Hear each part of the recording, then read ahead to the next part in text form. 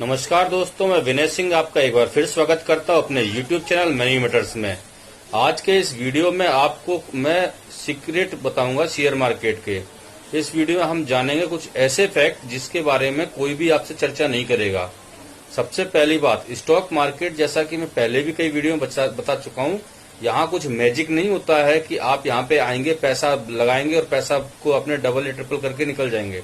हर कोई Warren Buffett या राकेश झुनझुनवाला जैसी किस्मत लिए हुए नहीं होता है कि वो अपने पैसे को दोगुना तिगुना बना ले।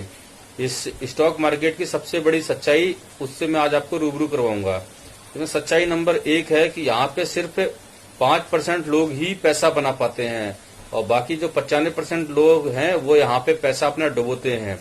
आपको मेरी बात सुन के ऐसा लग रहा होगा कि फिर तो शेयर मार्केट में किसी को आना ही नहीं चाहिए। ऐसा भी नहीं है। आपको शेयर मार्केट में आइए, पूरी तैयारी के साथ आइए, आप पैसा बनाएंगे और आप उन 5% लोगों में ही होंगे। और इसी के साथ में जो नेक्स्ट है वो मैं आपको बताऊंगा कि स्टॉक मार्केट है, उसमें ऐसा कुछ भी नहीं होता है कि आपने कल क्या खरीदा और कल क्या होगा, किसी को इसके बारे में कोई जानकारी नहीं होती है। और यहाँ पर हर दिन एक नया दिन होता है। जैसे कि आप कोई नया स्टार्टअप करने जा रहे हैं, इसी तरीके से आपको हर दिन एक स्टार्टअप की तरीके से एक नया दिन आपके लिए होगा, एक फ्रेश दिन होगा। इसलिए आप यहाँ पे जब भी आप एंट्री करना चाहे, किसी भी टाइम किसी भी समय आप इसमें आ सकते हैं। नंबर नेक्स्ट अगर बात करें तो ये यहाँ पे कोई भी गेम नहीं होता है कि आपने 10 ट्रेड लेंगे और 10 में से 7 ट्रेड आपकी पॉजिटिव पड़ेंगी। पर ऐसा हो सकता है जो 7 ट्रेड में आपको जितना प्रॉफिट हो रहा हो उससे ज्यादा आपको घाटा 3 ट्रेड में हो जाए। तो यहाँ पे ऐसा कोई गैम्बलिंग वाला सिस्टम नहीं है कि नहीं आप 10 ट्रेड बनाएंगे और 10 में आपको 7 में फायदा हो गया तो यह आपका एवरेज निकलेगा और आपको प्रॉफिट निकलेगा। ऐसा कुछ नहीं है। ट्रेड जब अगर बनाएंगे तो आपको 3 ट्रेड ही आपके 7 के घाटे को फायदे को पीने के लिए काफी होता है। नेक्स्ट अगर बात करें तो यहाँ पर एक दिन में आप इतना अमाउंट लॉस कर सकते हैं कि जो आपको रिकवर करने में महीनों लग जाएंगे, साल लग जाएगा आपको पूरा। तो यहाँ पे आपका कैलिबर नहीं काम करता है कि नहीं आपके पास कितना पैसा है, आप कितना लगा सकते हो।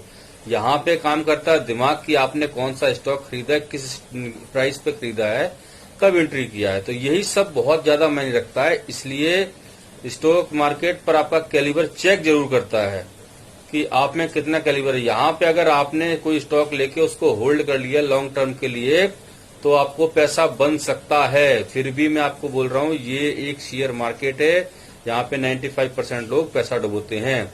अब आपके इसके में भी कुछ एग्जांपल्स दूंगा कि कैसे लॉन्ग टर्म इन्वेस्टमेंट के बाद भी आपका पैसा डूबता है। क्योंकि आपको सबसे पहले पता होना चाहिए वक्रांगी, पीसी ज्वेलर्स, मनपसंद बेवरेज, DHFL, यस बैंक, ये ऐसी चीजें, ऐसे स्टॉक्स हैं जहां पर लॉन्ग टर्म इन्वेस्टर्स को घाटा हुआ है। अगर और भी इसमें अगर ADAG के शेयर्स के ले लिए जाए तो फेरिस्त बहुत लंबी हो जाएगी। सुजलॉन, IVRL, IVRCL, इस तरीके से कई आपको स्टॉक्स मिल जाएंगे जिनका रेट 600-700 रुपए हुआ करता था और आज वो पेनी शेयर्स यानी 10 रुपए से भी उनका कम रेट है।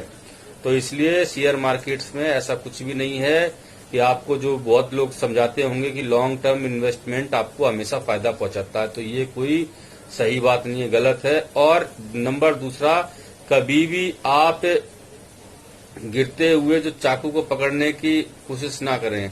इसको बोलते हैं इंग्लिश में never try to catch a falling knife. इसका मतलब यही है कि जस्ट जो मैंने आपको स्टॉक्स बताए, आपको लग रहा है कि नहीं ये तो एकदम गिर रहा है, टूट रहा है स्टॉक्स और मैं ले लूं। जैसे इस जेट एयरवेज के साथ में हुआ था, 250 रुपए का शेयर्स और 10 दिन के अंदर में आपका अभी 25-26 रुपए एक महीने के अंदर में हो गया। तो आप सोचो कि नहीं 250 का है और 100 रुपए पे आया कि नहीं, इसको जो एवरेज करते चले एवरेज करते नहीं, ऐसा नहीं कभी करना है। किसी भी गिरते हुए शेयर के खरीदना कभी भी बुद्धिमानी नहीं होती है। तो ये कुछ मैं आपको बता रहा हूं जिसमें आप शेयर मार्केट्स के बारे में ऐसी ये चीजें कोई भी नहीं बताएगा, आपको हर कोई बताएगा। लॉन्ग टर्म आपको इन्वेस्टमेंट आपके लिए फायदेमंद होता है। अभी मैं बता रहा हूं, अगर कोई भी दूसरा है कि कोई भी स्टॉक आप अपने फ्रेंड, टीवी के एक्सपर्ट्स बैठे हुए, इनके सजेशन से मत लीजिए। मैं अपना पर्सनल एक्सपीरियंस बताता हूं आपको। इंडिया बुल हाउसिंग फाइनेंस जिसका कि टारगेट कई बड़े बड़े एक्सपर्ट्स 840 रुपए के आसपास का दे रहे थे और मैंने उसको 820 पे खरीदा था, शॉर्ट टर्म के लिए खरीदा था और वो 820 828 के आसपास मैंने उसको खरीदा, उसके ऊपर वो गया ही नहीं और कंटिन्यूसली उसने फॉल्स दिखाया और मेरा ब्रेक इवन जो पॉइंट है वो भी उसने क्रॉस नहीं किया और जाके मैंने उसको तकरीबन 100 रुपए पर शेयर के लॉस पे बेचा जाके। तो ऐसा कुछ भी नहीं है, यहाँ पे कोई भी एक्सपर्ट नहीं है, यहाँ पे कोई भी बिल्कुल सर्टेनिटी तो मार्केट में है ही नहीं कि मैंने आपको बता दिया तो वो रेट ही आपको मिलेगा। तो ये चीज भी आपके दिमाग में होना चाहिए जब आप मार्केट में पैसा लगाने जा रहे हैं। और नंबर नेक्स्ट है, आपको प्रॉफिट बुक करना भी आना चाहिए। ऐसा ना हो कि आप प्रॉफिट बुक करने में बहुत लेट हो जाएं। जैसे कि मैं आपको एक सेम एग्जांपल दे रहा हूं कि यस बैंक है, यस बैंक में एक मेरा फ्रेंड है, उसने उसको 252 पे खरीदा था और जब वो गिरने लगा तो मैंने उसको एग्जिट करने का 20% तक उसकी रकम डूब गई थी तो मैं उसको एग्जिट करने के लिए बोला, इंडिविजुअल नहीं निकला। उसके नहीं निकलने से उसको तकरीबन उस स्टॉक में 3.5 लाख रुपए का नुकसान हुआ। तो इसलिए ये आपको प्रॉफिट के साथ साथ में लॉस बुक करना भी आना चाहिए। हर ट्रेड प्रॉफिटेबल नहीं होता है, किसी में आपकी गलतियां भी होती हैं और आपका स्टॉक उल्टा भी पड़ता है। तो इस टाइप के स्टॉक्स को आप हमेशा इनसे तुरंत काटें, इनसे अपने स्टॉक्स अपने पोजीशंस को काट लें। नेक्स्ट है कि अपना कभी भी अपने फंड को एक शेयर से दूसरे शेयर, दूसरे शेयर से तीसरे शेयर इस तरीके से ना करें। आपने जो शेयर्स ले रखे हैं आपको सबसे पहले तो उन शेयर्स की पूरी जानकारी होनी चाहिए, उनका बिजनेस मॉडल पता होना चाहिए, उनका कैश फ्लो, उनका प्रॉफिट, बैलेंस शीट्स इत्यादि सब आप पढ़ें।